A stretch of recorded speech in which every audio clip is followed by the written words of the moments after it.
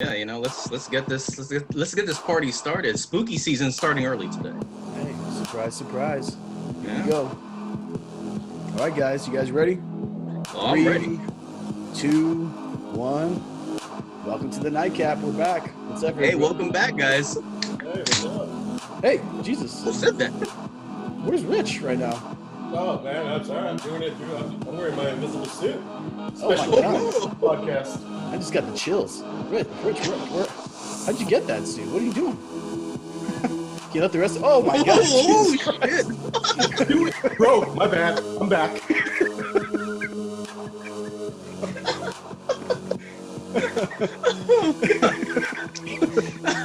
I'm sorry, guys. Hold on.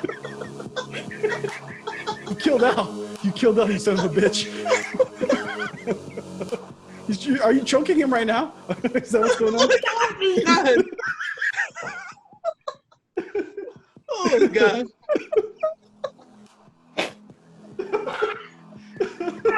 I'm all over myself. Oh God. I'm gonna have to clean that up after this podcast. Oh God. We're gonna have to edit this. Holy shit. All right. I'm back. Let's go. Oh God. Oh man. Oh, Back. We're sorry about that. If anyone got. Wow. We might have to scrap this and do it over. No, you can't, bro. Just cut it down a little bit. Just roll. I'll cut this out. Go, I'll cut this go, out. Steve. I'll cut this out. All right. Oh man. Don't cut it out too much because All right. Are you guys almost ready? Still all over myself. oh God. Whew. Oh God. You compose myself really quick. Oh Jesus. Oh, All right, everybody. Sorry about that. Sorry if we scared anyone at home. In fact, Rich is back, but his chin is still missing. So I apologize if any young children Never came watching back. this. It just disappeared. What's new look you got, Rich? What's going on here? Did I hear a Harley Davidson outside too? Nah, my huffy doesn't make noise. Oh God. Oh. You look like a bald stand-in for the Motorhead singer. Let me. That's my X Factor. Too soon. Too soon. Too soon. Tribute band. Hey, there's always a plan B, right? Yeah, if this podcast doesn't work, we're gonna do a tribute band and Oh man. Rich Lane. Well, we're falling out the gates right now. What are you guys drinking tonight? I'm drinking White Claw because there's apparently no laws when you drink this, so let's get it started. Not even the I'm laws of drinking physics. Truly hard seltzer. Oh Strawberry. hey, all right, there you go. There you go, buddy. Known to turn you invisible at times.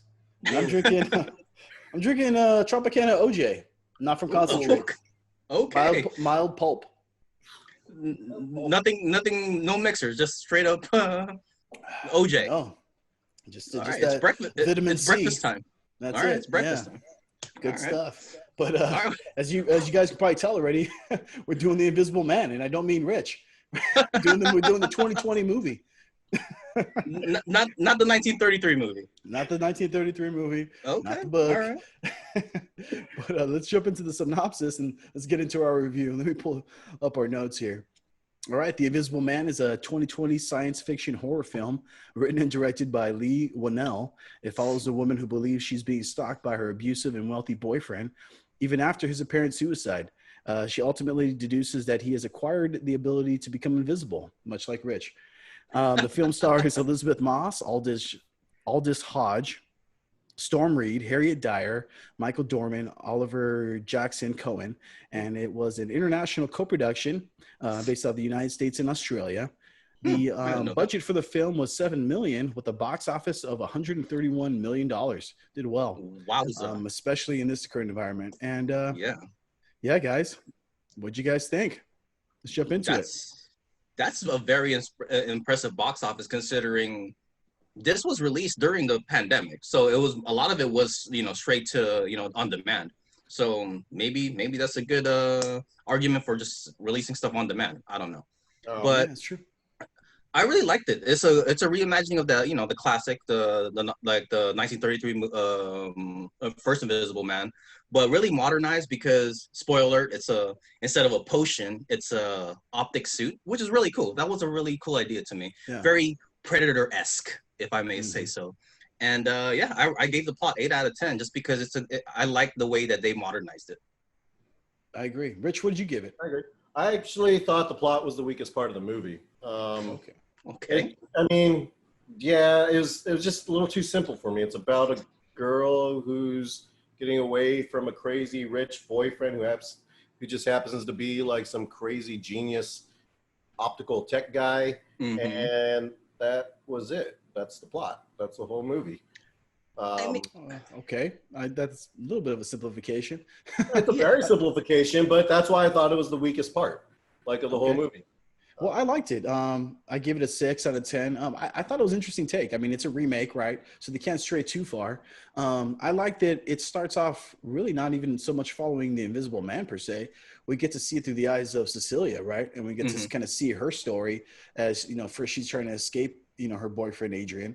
And by the way, folks, if any of you guys have not seen the show before, very heavy on spoilers. So just a Yo, warning. very, But very heavy. yeah, we get to watch, Cecilia first. She's escaping Adrian, and then she gets begins to have weird things happen to her around her, and then it really builds the tension well. I thought it was an interesting take Oh, yeah. versus some of the past kind of takes on this story, or even Hollow Man, where it gets more into the science side of it, and then he Mhm. kind of loses his mind. I thought it was interesting. I thought it was cool.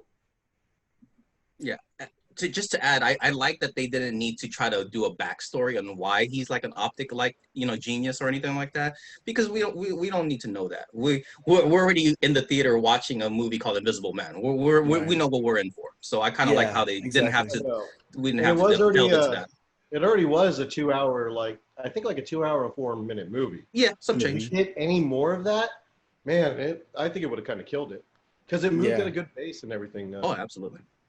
Let's talk about the production. I mean, you can't get away from the setting in this. It's set like in the Bay Area.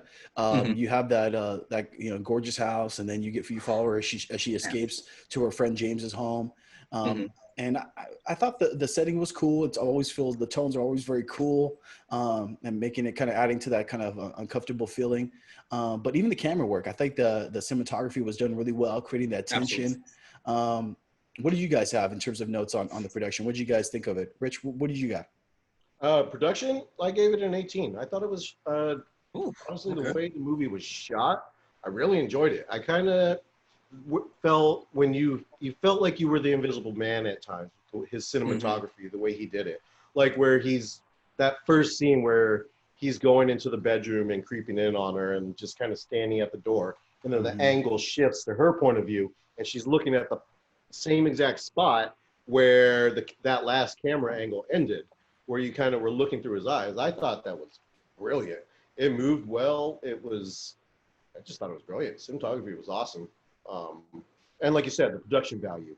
What I liked about it too, when she wore that Cal Poly Pomona t-shirt, I was like, Cal Poly. I didn't go there, but I'm from California.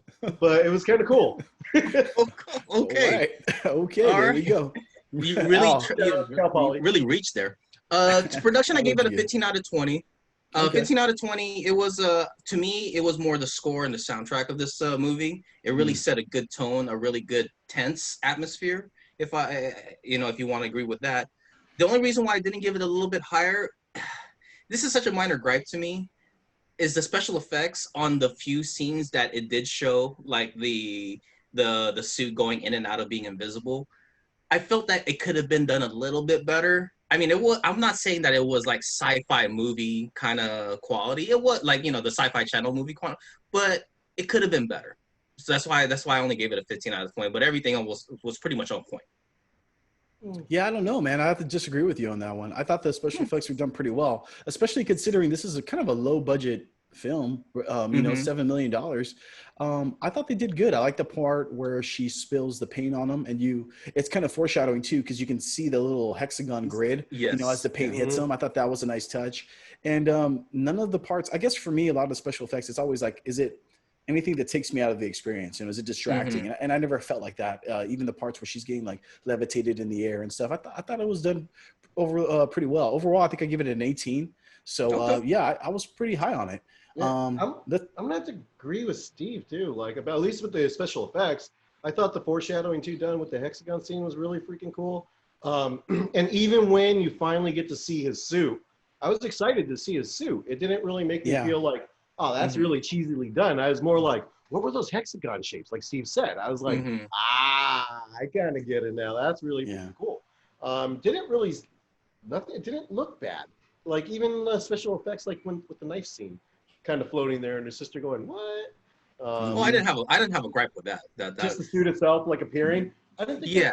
I think maybe it was just the contrast of the suit itself, the color, it being like this stark kind of gray black, and then just coming from invisible. Maybe that's what. But I thought it looked good. I don't know. Well, agree to disagree, guys. Yeah. One thing I think we all can agree on is that opening sequence, Adrian's house, that mansion right there off the ocean. Oh, it was God. dope, dude. I kind of want to see more of that house. I wish he would have chased her around a little bit. I mean, I wish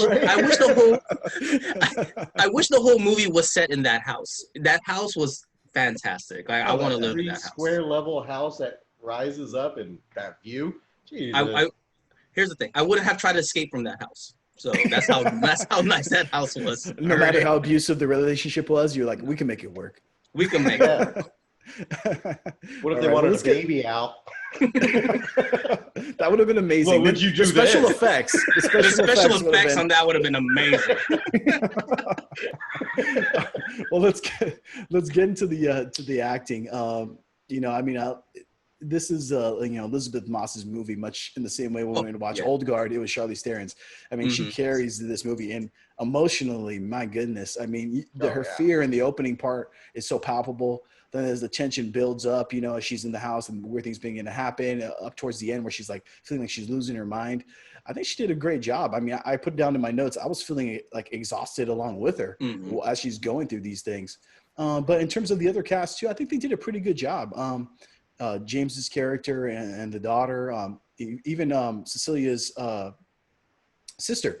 I think they all kept up.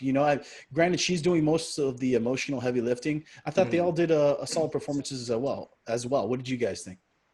Oh yeah, like you said, this is her movie. This is Elizabeth Moss movie because she was a juggernaut here.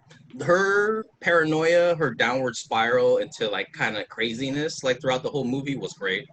Everybody else, like it was serviceable. Like there was no one actor that in the cast that I thought like they didn't really do a good job. Everyone did a great job, but she just stood out, right? Yeah, she just stood out. She did. That's the reason I gave the acting 24 out of 30, and that's just on her merit alone. She just killed it. And for a movie that has a lot of silent scenes, even those spoke volumes without having to say physical words, through her acting. She such a good job, man. She made you believe that she was kind of losing her fucking shit. Scared out of her mind, completely paranoid. Didn't want to walk outside and get the mail. Finally felt triumphant when she got the mail. You know what I mean? Yeah. She sold the movie really good. I thought, even the supporting actors, I thought they did a really good job. I thought the end scene where, the Invisible Man, you finally get to see who he is, because for the most part, you don't really get a good look at him. You kind of see him in a dark, like a dark side view when he's sleeping on the bed, but you never really get a really clear look at him. Then you finally see him, and I thought you could see the crazy wanting to seep out of him. And him barely keeping it under control. So I thought he did a really great job. Yeah, they kind of hint at like his like neuroticism, right? With all the food he's like, I didn't know what to get you, so I got you like 14 different things. And then when he's having that weird conversation with her too, you're like, okay, yeah, this guy is intense. Yeah, something's up with this guy. Like, I agree. I thought it was pretty good. I ended up giving it 23, so I'm not too far away from Al. I thought it was a really solid performance. Like I said, again, mostly by Moss. She's doing a lot of the lifting here. And I mean, it feels like she's almost in every scene. and yet she almost She is in was every scene, I yeah, think. I think she pretty is. Yeah, much. and you're right there with her, and it was cool. And even the scene too, in the restaurant where she's with her sister, and then her sister's kind of this kind of hard ass, and then you see them, they're finally starting to connect, right? And you're like, Mm-hmm. finally, someone's gonna believe her. And then what Mm-hmm. happens? Right? She gets killed right there in front of everybody in the Mm-hmm. in the restaurant, and you see the knife just float to her hand, and the look on her face is the It was look like that I had on the look I had on my face. I was Yeah. like, oh my god, how you getting out that. of this one? Yeah, that's a great segue into like just the directing of this movie. It Yeah. was such a. I don't know I never heard of this director. I don't know if did you do any research on this, the director, Steve? I don't know if you Yeah, did. so I saw that. I wasn't too familiar with him either. I had to look him up, but he has a Mm-hmm. lot of writing credits. The Saw movies, he worked on Okay. those, as well as Insidious. Mm-hmm. I think this I is love the his third. Insidious movies. I think this is his third movie, but this is my first time I've seen him, and I thought he really handled this well. The pacing well, the Oh yeah. action builds nicely. Man, towards the end, and then even the ending itself, I thought it was a nice open ended, but still had a solid resolution where you're not feeling unsatisfied. Instead, it Mhm. really kind of leaves you there intriguing. I think he did a good job. Yeah, he did an excellent job because the tense atmosphere that he made throughout this whole movie, it gives you that anxious feeling throughout the entire movie, which is Yeah, which is pretty hard to do. And then like throughout like the beginning of the movie when he first got introduced, you see the little subtle hints of like he's Adrian's around, but nothing too hmm like the stovetop turning up a little bit, the little creaks, the chair moving, yeah, the sheets, and it kind of sets you up for like we touched upon it, like that scene in the restaurant where she like the knife just slices her sister's throat, and you're like, yeah, holy crap. And like yeah. from all these like earlier ones with like just little subtle things, and then to punch you in the face, it gets you. So yeah, props to this director, man. If this is like one of his first movies, whew, good job. Because I gave this a 26 out of 30. I wanted to give it a little bit higher, but hmm maybe I should have. I don't know. But yeah, he did a great yeah. job. Yeah. I thought the directors are up there with you too. We're right on the same page. I gave it a 25. Hmm. Um, that like you said, the anxious feeling, just the surprises, the jumps, some of the jump scenes too, that just kind of brought you in the moment really quick. You kind of felt like you were startled like her. You did a great Hmm. job. One thing that did bother me about it though, this movie, and back to this special effects thing, was why is it when you see the suit, you can hear the suit? Well, But it's the why can't you not hear the suit when it's completely invisible? I think you could. They're yeah, it's the constantly little gears. Like, projecting like constantly around it. You would think you would hear that predator sound constantly going on and off. but, Um, but you that was did. my But you did. I don't know if you want to harken back into like a little bit of the earlier scenes where it was just the little subtle clicks and noises. hmm That was the okay. suit. Oh, I may have missed it then. Yeah, that was the I have to suit. go Like, back and rewatch yeah, it. that was the little gears and like the cameras in Yeah, the suit. Like, I agree with we that. didn't know. Yeah, I think it was mixed low, but it was there. You could hear the Yeah. Was it clicks. really? Yeah, I think it was a cool touch. One thing I like that he did too was like the little foreshadowing things he did, which were little, but I appreciated it. Like the daughter having the mace, which Yeah. her dad gives her, and then eventually she ends up using it against him to buy some Hmm. time. And then even the fire extinguisher, right? When the fire happens in the kitchen, and then later on at the end of the movie, what do you see? You see Cecilia using the fire extinguisher to Yeah. paint his figure so she can shoot him and stuff like that. Little things like that I appreciated. And then, like I said, even at the ending, the little pivot there at the end, right? Where she gives him a chance to confess. Oh And then yeah. Yeah. you kind of see her. She's like, okay, no one's believed me to this point in the movie. I'm taking this action into my own hands, right? And then she ends Hmm. up getting her revenge. And you kind of see that turn in her personality there. I thought that was cool. I thought it was a nice touch. Mhm. Hmm. I agree. Yeah. I don't want to get into it yet. I don't know. I don't want to. All right. Well, I think at this point, You we're can't all just pretty close, sigh and right? go, I don't want to get into it. Well, at this point, we're all pretty close. I mean, let's get into our X factors here. Let's start off. Rich, you start off on this one. What'd you give it for in terms of X factor? My X factor on this was the anxious feeling, the suspense I felt through the whole movie. It carried it for me. And even those jump scenes, like I haven't had a movie for a while make me jump. Like not scare jump, but just made me jump like, God, how do you explain it? Like emotional, anxious, like, oh Mhm. shit. Yeah. Even though I Dread. know I saw it coming, it still brought me to that level. Like, normally I see stuff like, yeah, that's pretty fucking obvious. I know what's going to happen here. All right, next scene. But I knew this was coming and it still got to me. So that was my X factor. I gave it a 6. Nice. Okay. What'd you give it, Rich? I mean, I'm sorry, Al. X Factor, I gave it a 7. 1 for the nice house. I just want to go back to that house again. That house was amazing. That house was amazing. And then the other X Factor was that this was a reboot of the Universal's Dark Universe. Like, it started off with like Dracula Untold and then the Mummy. And they were supposed to try to bring it like a little bit of like Marvel universe where they were going to try to make an Avengers out of these people. So stupid. But they kind of scrapped that, and now they're all going to just do individual movies, kind of more serious, if you want to say. So this was the start of it. And then the next one is the Wolfman with my boy Ryan Gosling. So, you know, he's gonna kill it. Celebrity BFF. Celebrity BFF right there. And the other X Factor was like, and you touched upon this in the little twist at the end where, spoiler alert, she dons the suit and pretty much kills the Adrian. And that she's the villain now.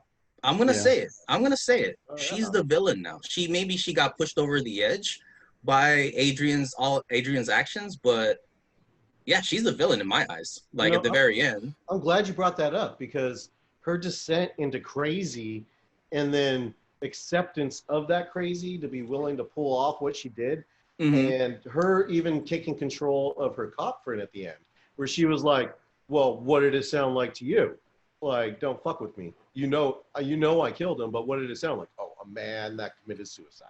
Like, she controlled him at the end. That's a really good point. Almost like, I don't want to say a threat, but kind of like, you know, pretty much saying like, you know, you got to agree with me or else you're probably going to be next, buddy.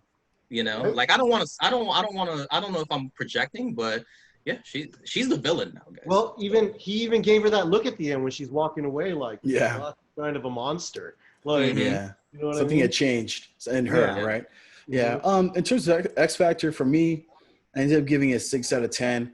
I think it's, you know, it's not one of those movies where you're going to watch repeatedly, you know, where you want to keep watching back and catching things. But I do think that the world that they created was intriguing enough. And I saw some notes that, you know, they are looking at doing a sequel, and I'm on board. I think it's cool. It's a nice balance of horror, a little bit of sci-fi, a little bit of like suspense thriller.